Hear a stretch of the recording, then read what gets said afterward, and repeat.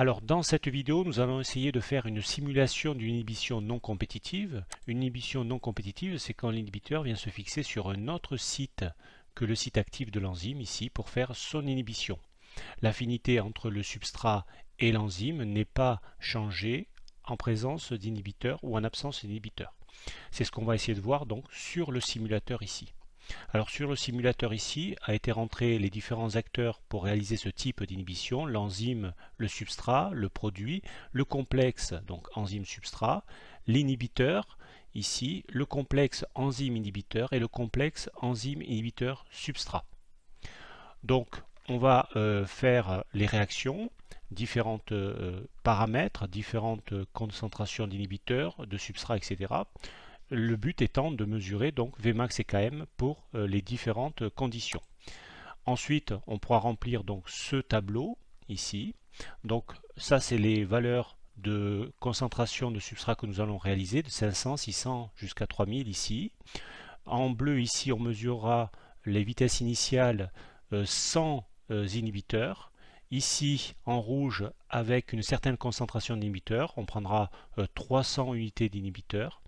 Et ici, en vert, avec une concentration plus forte en inhibiteurs, on prendra 800 unités d'inhibiteurs ici.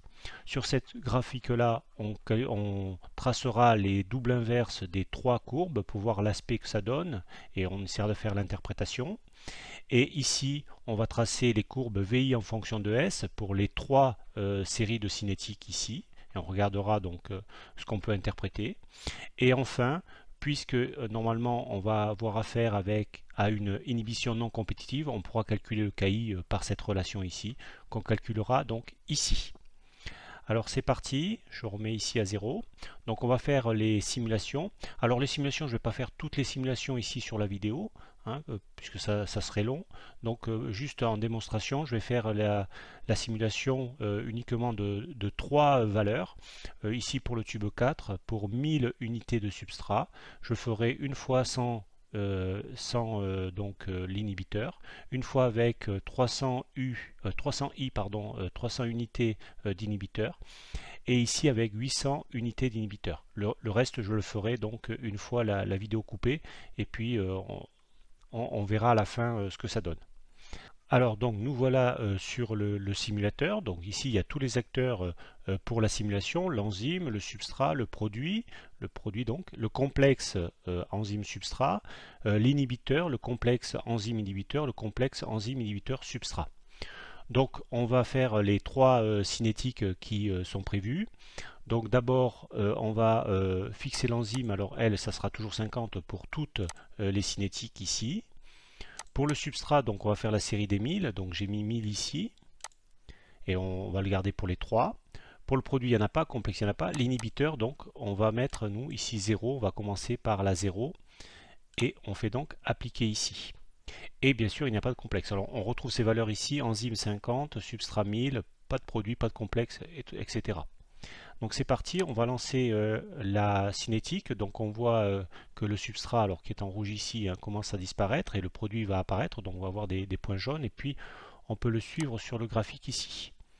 Donc voilà, c'est démarré. Je vais faire juste une petite pause là pour commencer à mesurer ma pente. Voilà, on serait aux alentours de 44. On va suivre, on va voir si on va garder cette pente. Ouais, ça a l'air pas trop mal. Je vais refaire une pause là pour l'ajuster peut-être. Voilà, 45. Ouais, si je pars un peu ici, voilà. 44,80. Alors on continue. On va voir la tête qu'elle a. Ouais, ça a l'air pas mal là. Donc on va avoir bien sûr la branche hyperbolique, puisqu'on est en train de faire la courbe produit en fonction du temps. Ici. Alors c'est bon, on va rester là. Donc nous sur notre tableur ici, on va mettre, j'ai dit 44,80. Donc ici 0,44,80. On va faire la même chose donc en présence d'inhibiteurs. Donc je prends ici inhibiteur, le reste je ne vais pas le changer, je vais mettre 300. C'était la valeur qui était prévue. Ici. Et puis on va relancer la cinétique. Alors l'inhibiteur il apparaît en bleu sur le simulateur ici. Donc on voit aussi en bas l'inhibiteur ici, la quantité, puis la formation des différents complexes aussi. Donc voilà, on peut faire une pause là pour commencer à mesurer la vitesse initiale donc au départ de la réaction. Voilà, je vais l'ajuster peut-être un peu mieux. Voilà, 38-43, on va continuer la cinétique pour voir si ça bouge pas. Je change l'échelle ici. Voilà, ça a l'air pas mal. Donc là aussi, on va bien sûr la partie hyperbolique. La vitesse est moindre par rapport à sans inhibiteur, hein, c'est logique. Donc on va s'arrêter là. Je vais remplir mon tableur. Donc j'ai dit ici c'était 38-43. Donc 0, 38, 43. Voilà ici. Et puis on va faire la troisième ici. Donc inhibiteur et 800. Voilà ce que j'avais prévu pour simuler cette cinétique. Et c'est parti à nouveau. Donc là on voit qu'il y a plus d'inhibiteurs encore. Hein. On peut voir la valeur ici. Donc ça va aller encore moins vite. Donc le produit va apparaître ici. Voilà, on peut stopper juste pour déjà marquer la pente ici. Voilà à peu près ça, voilà, ça pas mal. Ouais. Voilà. Allez, on va continuer pour voir si ça ressemble à ça. Ouais, on est bien hein, sur la cinétique ici.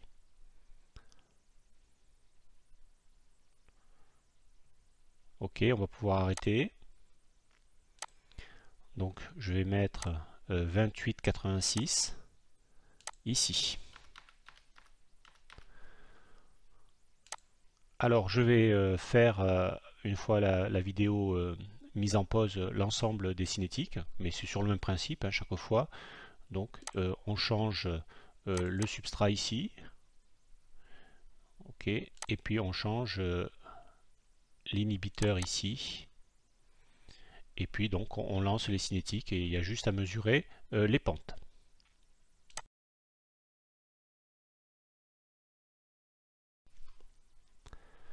Voilà l'ensemble des cinétiques ont été réalisés. Voilà les courbes obtenues. Alors en bleu ici, c'est celle donc sans inhibiteur. Donc une fois la courbe de tendance mise, donc on obtient ça, ça va croiser ici. Alors c'est pas mal, hein, ça croise pratiquement sur l'axe des X ici, hein, ce qui ressemble à, enfin, l'aspect ici, c'est bien une inhibition non compétitive ici. Donc les KM n'ont pas changé, hein, c'est normal puisque le site actif, le site catalytique donc est réservé au substrat, donc l'affinité ne change pas. Par contre, l'activité, la vitesse apparente ici change, et donc comme c'est l'inverse de la vitesse qui est exprimée ici, donc plus il y aura d'inhibiteurs et plus la vitesse sera diminuée, le Vmax sera diminué ici. Donc voilà ce qu'on obtient. Donc grâce à ce tableur, donc on peut calculer les KM. On voit que les KM ne bougent pas pratiquement. Hein. C'est bon, c'est expérimental, hein, mais ils se croisent bien ici, donc à peu près avec ces valeurs ici. Et puis les Vmax, donc on voit bien sûr les Vmax diminuer en fonction donc de la présence d'inhibiteurs. Et plus il y a d'inhibiteurs, plus cette Vmax diminue ici. Alors la deuxième courbe qui a été réalisée, alors ici. Donc c'est le VI en fonction de S, donc de S, hein, de la quantité d'un CS ici hein, qu'il faut mettre. Voilà. Donc substrat ici. Là, chaque fois les Vmax ont été placés, hein, les Vmax par rapport à ce qui a été déterminé en double inverse ici. Donc on voit que chaque fois on était en dessous des Vmax hein, pour chaque série de cinétiques ici. Et puis à Vmax sur 2, on peut déterminer le KM. Alors là, il y a un petit décalage par rapport à la courbe, mais les autres sont pas si mal ici. Et on voit d'ailleurs que le KM ne change pas, puisque même si les courbes sont décalées ici, ça retombe exactement sur, ou quasiment pas identique ici, sur le même KM ici. Et puis normalement on a pu calculer grâce donc à l'équation ici qui correspond à inhibition non compétitive, le KI, voilà le KI dans les unités bien sûr de cette expérience ici. Voilà pour cette vidéo. Donc ce qu'il faut retenir, c'est que en inhibition non compétitive, le Km ne bouge pas, alors que le Vmax, lui, diminue. Plus il y a d'inhibiteurs, plus il diminue. Voilà.